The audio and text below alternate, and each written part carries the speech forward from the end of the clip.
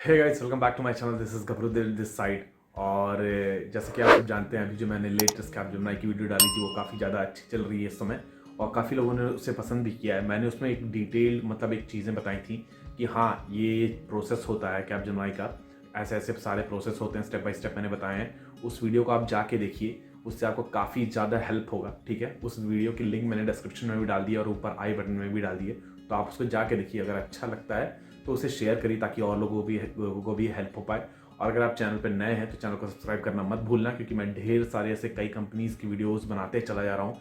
साथ ही साथ में और भी मोटिवेशनल वीडियोस और भी ऐसी चीज़ें बना रहा हूँ जिससे कि आपको हेल्प हो सके आगे आपके लाइफ और करियर के ग्रोथ में।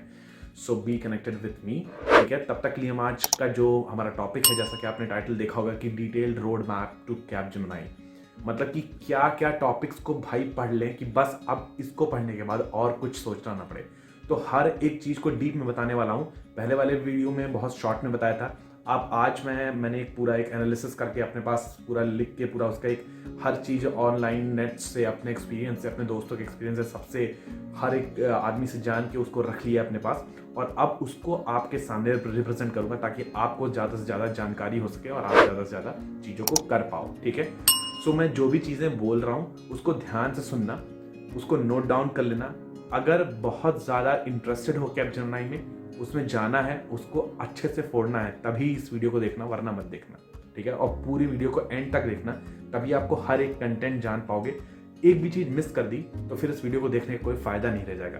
ठीक है, सो मैं स्टार्ट करता हूँ। जैसा कि आप सब जानते हैं, कैपजेमिनी जो होती है वो आपकी जो पैकेज जो ऑफर करती है आपको, वो दो पैकेज होता है। एक होगा 3.8 लाख का और एक होगा 6.5 लाख का। ठीक है, सो अब आपको ये डिसाइड करना है कि आपको 3.8 जाना है कि 6.5। क्या डिसाइड करोगे? 6.5 का ही पहले से डिसाइड करके चलना। ये चीज भूल जाओ कि आपको 3.8 मिलता है या 6.5 मिलता है, वो चीज आप नहीं सोचोगे, लेकिन आपको अपनी तरफ से 6.5 के लिए ही प्रिपरेशन करके जाना है। ठीक है, सो पहला जो चीज है वो ये चीज है कि दो पैकेज है, 3.8 और 6.5। ठीक है, अब इसके बाद क्या है, 60% इन एकेडमिक्स। ये लोग ज्यादातर वो कर रहे हैं, प्रेफर कर रहे हैं कि 60% आपका एकेडमिक्स में होना ही होना चाहिए।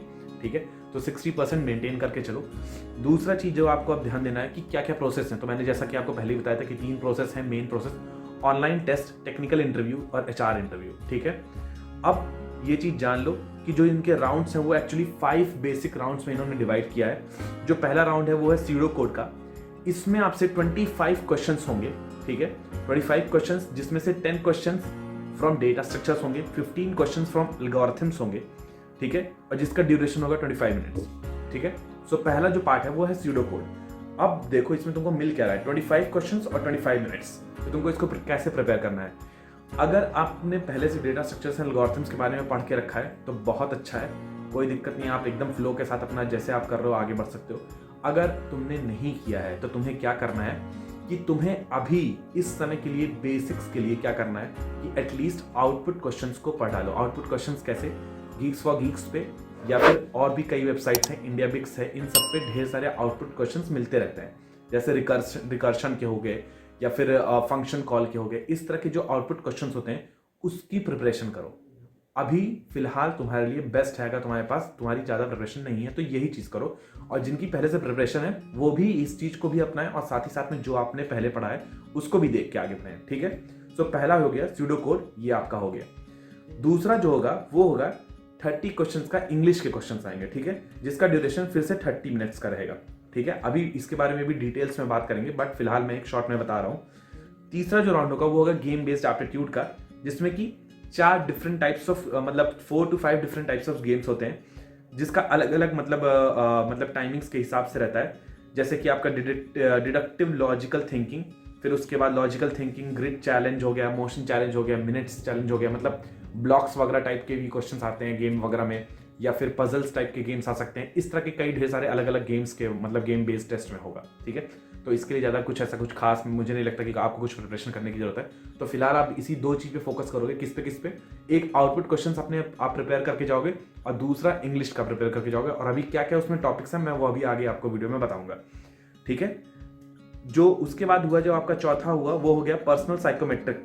ठीक है, इसमें लगभग 100 क्वेश्चंस होते हैं और ज़्यादातर ये इसमें कोई ऐसा टाइम लिमिट बाउंडेशन नहीं होता है। 100 से 120 क्वेश्चंस के बीच में आपके इसके रहेंगे और इसके लिए भी ऐसा कुछ पर्सनल तैयारी करने की जाने की जरूरत नहीं है। बट हाँ ये है कि जो भी आप उस समय एकदम दिमाग ठंडा करके सारे क्वेश्चंस का आंसर एकदम आराम से दीजिएगा, हड़बड़ी में मत दीजिएगा।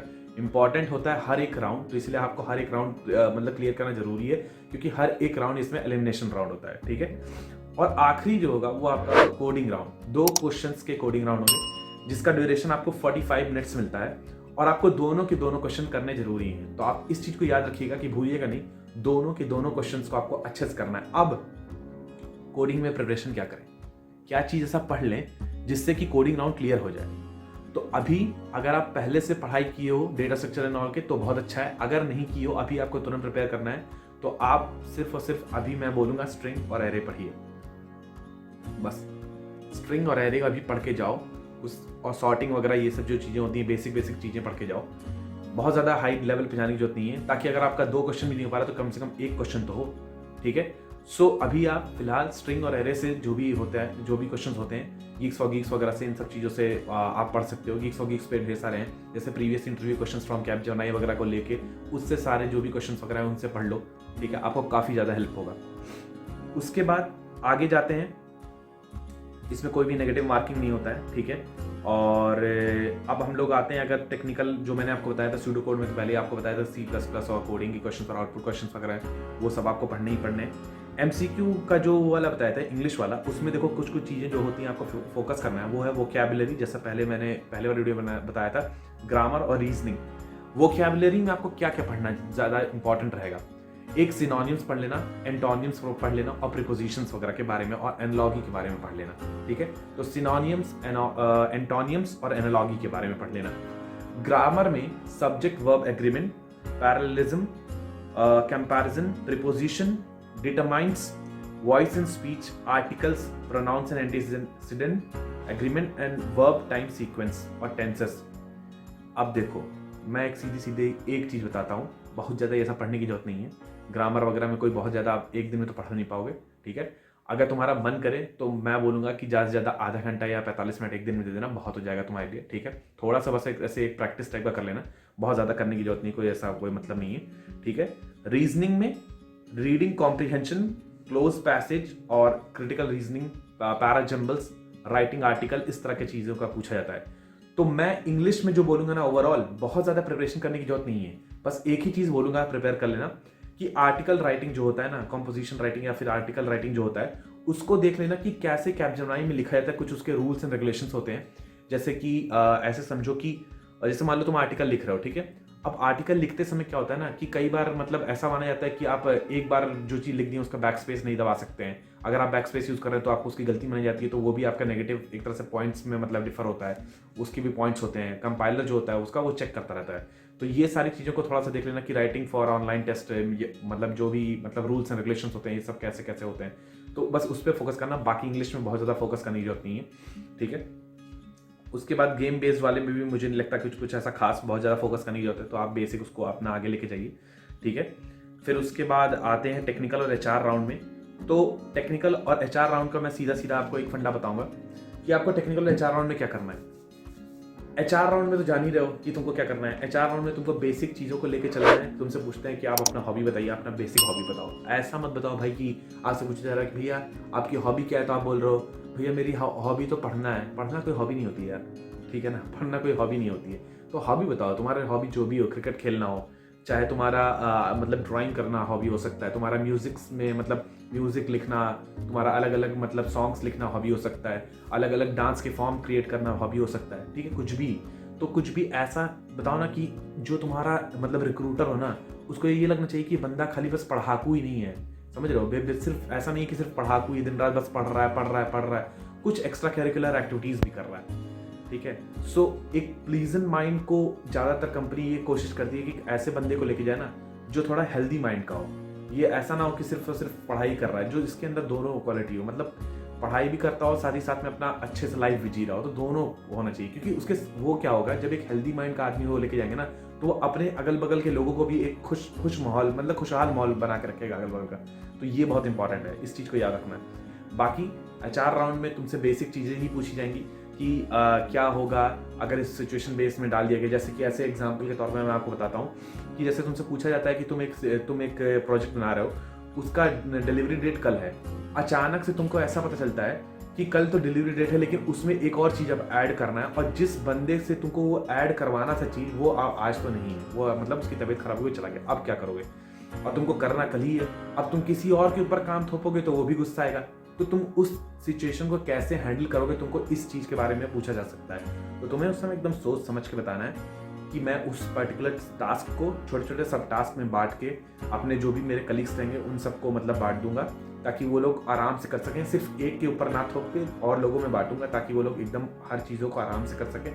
अपने सारे कलीग्स का मतलब सबको मोटिवेट करके रखोगे, ताकि वो लोग अच्छे से सारा काम कर सकें। ठीक है, इस तरह से मतलब कोई भी एक अच्छा सा आंसर आप दे सकते हो, जो भी आपको सही लगे। ठीक है, तो HR राउंड में इस तरह की चीज़ें होती हैं। अपना कम्युनिकेशन स्किल्स काफ़ी अच्छा रखने की कोशिश करो। तुमको अगर मतलब बहुत ज़्यादा ऐसे फ्रेंडली होने की जरूरत नहीं है। जैसे मान लो कि वो बात कर रहा है आपसे, एकदम फ्रेंडली होकर बात कर रहा है, तो आप भी हाँ भैया चलो ठीक है नाम से बुलाने लगे, ऐसे नहीं। आप जैसे उससे बात करते हो, एक प्रॉपर बिजनेस टॉक जैसे होता है, एक प्रॉपर मतलब अच्छे से ओबीडियंट तरीके से बात करो। आपको चाहे जैसे भी आपको सही लगे उसी तरीके से सीधे सीधे अच्छे से बात करो। ठीक है, उसके बाद जो होता है, जो इससे मतलब इसके जस्ट जो पहले होता है टेक्निकल इंटरव्यू होता है, उसमें आपको क्या ध्यान देना है। टेक्निकल इंटरव्यू में आपको देखो 3 चीजें जो होती हैं सबसे ज्यादा फोकस की जाती हैं। एक होता है कोडिंग के ऊपर फोकस किया जाता है, दूसरा होता है तुम्हारा बेसिक जो सब्जेक्ट से रिलेटेड क्वेश्चंस होते हैं वो, और तीसरा होता है तुम्हारा प्रोजेक्ट के ऊपर। ठीक है, तो बहुत ज्यादा ऐसा कैपजेमिनी तुमसे बहुत ज्यादा कुछ ऐसा कठिन चीज नहीं पूछा जाएगा फिलहाल कैपजेमिनी से रिलेटेड।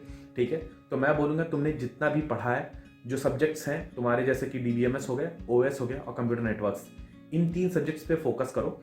इस पे क्या करो कि तुम इन तीनों सब्जेक्ट्स के जो भी तुम्हारे टॉप 50 या टॉप 100 इंटरव्यू क्वेश्चंस हैं उसको उठाओ, इंटरनेट से पढ़ डालो। बस, बहुत ज़्यादा करने की जरूरत नहीं है। अगर आपने पहले से प्रिपरेशन किया तो बहुत अच्छा है, लेकिन अगर आपका टाइम नहीं है तो इतना ही कर लोगे तो बहुत हो जाएगा। ठीक है, और उसके अलावा जो तुम्हारा पहला वाला जो क्या कहते हैं कोडिंग का है, कोडिंग के मैंने तुमसे बताया टॉप अगर 100 आप बेसिक इजी लेवल के जो कैपजेमिनी पहले से पूछे गए क्वेश्चंस वही पढ़ लोगे ना, बहुत हो जाएगा तुम्हारे लिए। तो एरे और स्ट्रिंग से ही ज़्यादातर क्वेश्चंस पूछे जाएंगे, तो उससे ही सिर्फ पढ़ो फिलहाल।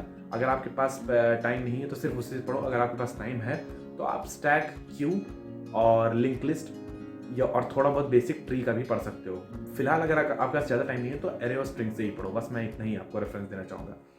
उसके अलावा प्रोजेक्ट में अगर तुम्हारे पास कोई प्रोजेक्ट है तो बहुत अच्छा है। कंप्यूटर साइंस या IT से रिलेटेड कोई प्रोजेक्ट है तो बहुत अच्छा है, उसको कर लो। वरना अगर आप किसी भी ब्रांच से हो, अगर आपके पास ज़्यादा प्रोजेक्ट्स नहीं है तो कोई बात नहीं, एक कोई भी बेसिक प्रोजेक्ट अगर आप बना पाओ वेब डेवलपमेंट के ऊपर या C++ के ही ऊपर या जावा के ऊपर ही बना पाओ तो बहुत अच्छा है, उसको बना लो। अगर वो भी नहीं हो पाता है तो कोई बात नहीं, एकदम एक बहुत बेसिक कोई भी मतलब प्रोग्राम टाइप का ही लिख लो, बड़ा सा, थोड़ा बहुत मतलब जो बड़ा हो, थोड़ा ऑब्जेक्ट ओरिएंटेड प्रोग्राम हो उसको ही लिख लो। तुम बोल सकते हो कि सर मुझे बहुत ज़्यादा मतलब जानकारी नहीं थी इसलिए मैंने इसको ही बनाया, बट मैंने जो भी बनाया है उसको मैंने सही समझा है। देखो एक चीज़ याद रखना ना, लाइफ में कोई भी चीज़ करते हो ना, उसको वैल्यू दो, अपने आप को ऐसा रिप्रेजेंट करो कि तुमने जो भी किया है उसमें तुमने मेहनत की हो, तुमको उसमें से कुछ सीखने को मिला है, उस चीज़ को रिप्रेजेंट करो। जब उसको रिप्रेजेंट करोगे ना तो तुम अपनी इज्जत कर रहे हो तो साथ साथ में तुम्हारे सामने वाला भी तुम्हारी इज्जत करेगा। तो ये चीज़ ध्यान देना है। अब एक बहुत बड़ा टिप देने जा रहा हूँ आज के लिए, वो तुम्हारे जो भी लोग CS ब्रांच या IT ब्रांच से उनके लिए भी, और जो लोग नॉन CS या IT ब्रांच से जैसे मैकेनिकल से हैं या सिविल से हैं या इलेक्ट्रिकल से हैं या इलेक्ट्रॉनिक्स से हैं उनके लिए भी। वो लोग एक्चुअली में क्या करें इस समय, अगर उनको कैपजेमिनी में जाना है तो तुमको क्या करना है, तुमको C++ या जावा में से कोई भी एक प्रोग्रामिंग लैंग्वेज को उठा के पूरा जितना पढ़ पाओ बहुत अच्छा है। एक कोई भी यूट्यूब चैनल से, अगर तुम्हारे पास मतलब पहले से कोई कोर्स नहीं है तो यूट्यूब चैनल उठाओ, वहाँ से पूरा पढ़ डालो, बेसिक चीज़ें पढ़ डालो। अभी स्टार्टिंग में तुम्हारे पास ज़्यादा टाइम तो है नहीं, तो तुम सिर्फ और सिर्फ अरे और स्ट्रिंग के बारे में पढ़ डालो। अभी मैं सिर्फ यही सजेशन दूंगा, अरे और स्ट्रिंग के बारे में पढ़ डालो। ठीक है, ऑपरेटर्स हुआ, अरे हुआ, स्ट्रिंग हुआ, वेरिएबल्स हुआ, डेटा टाइप्स हुआ, इन सारी चीज़ों के बारे में पढ़ डालो, एकदम बेसिक। और कम से कम तुम मिनिमम 30 to 100 के बीच में कुछ सेट ऑफ क्वेश्चंस लगा लो। एकदम आसान भी लगा लोगे, तुम्हारा काम चल जाएगा। कोई बहुत ज़्यादा हाई लेवल पे जाने की जरूरत नहीं है तुम्हें। मतलब जो भी लोग नॉन CS ब्रांच से, उनसे बहुत ज़्यादा कुछ ऐसा कंप्यूटर साइंस और IT से फोकस करके नहीं पूछा जाएगा, बेसिक्स पूछे जाएंगे। अगर आप अच्छे से देते हो उसको तो आपको ये मान लिया जाएगा कि आपने बहुत अच्छा किया, क्योंकि आपका वो कोर सब्जेक्ट नहीं था। ठीक है, तो एकदम बेसिक्स पढ़ लो, जैसे इवन ऑड कैसे फाइंड किया जाता है एक प्रोग्राम में, मतलब एक एरे में इवन ऑड नंबर को कैसे सेपरेट किया जाए, एक एरे में से डुप्लीकेट्स कैसे फाइंड किए जाए, और एक स्ट्रिंग में से मतलब एक सब स्ट्रिंग को कैसे निकाला जाए, एक स्ट्रिंग का बेसिक्स तुमसे मतलब कि उसका लेंथ इवन है या ऑड है, इस तरह का चीज़ें मतलब बिना फंक्शंस के कैसे बताया जाए, इस तरह के बेसिक क्वेश्चंस जो भी तुमसे है या कैपजेमिनी में जो भी प्रीवियस ईयर क्वेश्चन पूछेंगे वो सारी चीज़ें पढ़ा लो। ठीक है, और प्रोजेक्ट के लिए मैं यही बोलूँगा कि प्रोजेक्ट के लिए तुम लोग क्या करोगे, नॉन CS वाले प्रोजेक्ट के लिए तुम इतना ही काम करोगे कि कोई भी एक पर्टिकुलर चीज़ पे, चाहे वेब डेवलपमेंट हो या एंड्रॉयड हो, मैं तुमसे ये बोलूँगा कि वेब डेवलपमेंट उठाओ, एकदम बेसिक उसका कुछ बना लो। नहीं बना पाते हो कोई बात नहीं, C++ या जावा में से कोई भी एक ऑब्जेक्ट ओरिएंटेड प्रोग्रामिंग का जाओ, इंटरनेट पर सर्च करो ऑब्जेक्ट ओरिएंटेड प्रोग्रामिंग प्रोग्राम, एक बड़ा सा एक प्रोग्राम उठाओ, उसको समझ लो, लिख लो, रख लो, वो भी तुम्हारा काम कर जाएगा, कोई दिक्कत नहीं है। ठीक है, बहुत ज़्यादा उसको वास्ट बनाने की जरूरत नहीं है। एक ऑब्जेक्ट ओरिएंटेड प्रोग्राम का मतलब ये नहीं मैं बोल रहा हूँ कि तुम्हारा वो 100 पेज का होना चाहिए, 4 से 5 पेज का भी रहेगा तब भी चलेगा, कोई दिक्कत नहीं है। तुम्हारे पास टाइम नहीं है अभी फिलहाल, तुम्हें इतना ज़्यादा जानकारी नहीं है तो वो भी चलेगा तुम्हारे लिए, कोई ऐसा इशू नहीं है। तुम्हारा अगर कंसेप्ट क्लियर है ना, बहुत अच्छा रहेगा, वो तुम्हारा बहुत अच्छा फायदा करेगा, क्योंकि ऑब्जेक्ट ओरिएंटेड प्रोग्रामिंग का बहुत ज़्यादा डिमांड है।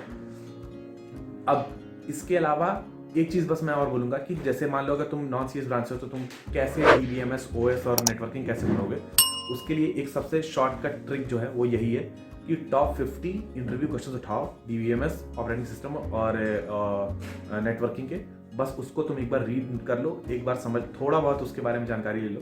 ठीक है, बस उतना ही तुम्हारे लिए बहुत रहेगा, काफ़ी रहेगा। और अपना कोई भी एक कोर सब्जेक्ट के बारे में अच्छे से पढ़ाई कर लेना, क्योंकि कभी कभी मतलब इंटरव्यू लोग इंटरेस्टेड होते हैं कि तुमने इलेक्ट्रिकल पढ़ाई तो देखते हैं तुम्हें इलेक्ट्रिकल की जानकारी है कि नहीं, क्योंकि हो सकता है वो पर्टिकुलर बंदा जो तुम्हारा इंटरव्यू ले रहा हो वो खुद एक इलेक्ट्रिकल ब्रांच से हो, तो उसको भी मतलब छोड़ना मत, उसको भी पढ़ाई करके रखना। बस इतना ही है कि आप जुमनाई के पूरे डिटेल्ड पाथ के बारे में मैंने बता दिया है। सच बता रहा हूँ, इसको कर लोगे तो तुम्हारा एकदम आराम से कैपजेमिनी में प्लेसमेंट हो जाएगा, तुम चाहे जिस ब्रांच से हो। सारे ब्रांचेस के लिए मैंने एक डिटेल्ड वीडियो ये बना दिया है, और ये एकदम टेस्टेड है, मैंने हर लोगों से सबसे पूछ के बनाया हुआ है, ये बहुत ज़्यादा तुम्हारे लिए हेल्पफुल रहेगा।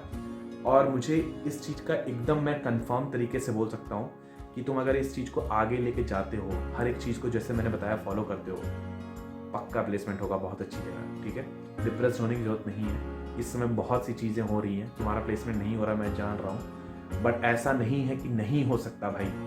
ठीक है ना, हर किसी का प्लेसमेंट हो सकता है अगर मेहनत करो तो इसी के साथ मैं ये वीडियो एंड करूँगा। डिस्क्रिप्शन में जाओ, ढेर सारी चीज़ें दी हुई हैं, उसको मतलब रेफ़र करो। कोई भी चीज़ें डाउट्स होती है, कुछ भी आती हैं, देव्यांश ओझा करके लिंक्डइन प्रोफाइल है मेरा, उस पर जाओ, मुझे फॉलो करो, वहाँ पे मुझे मैसेज करो, मैं बताऊँगा। इंस्टाग्राम देव्यांश_ओझा DEVYANSH_OJHA मेरा इंस्टाग्राम प्रोफाइल है, वहाँ पे जाओ, मुझे फॉलो करो, मैसेज करो, वहाँ पे भी मैं तुम्हारे सारे डाउट्स क्लियर करूँगा। कमेंट बॉक्स में कर दो, वहाँ पे भी सारे डाउट्स क्लियर करूँगा। और सब्सक्राइब करना मत भूलना, क्योंकि आगे की वीडियोस का नोटिफिकेशन तभी मिल पाएगा। और अगर चैनल को शेयर कर दोगे तो तुम्हारा भाई बहुत बहुत धन्यवाद रहेगा तुम्हारा। ठीक है, तब तक के लिए स्टे ट्यून, बी हेल्दी, जय हिंद।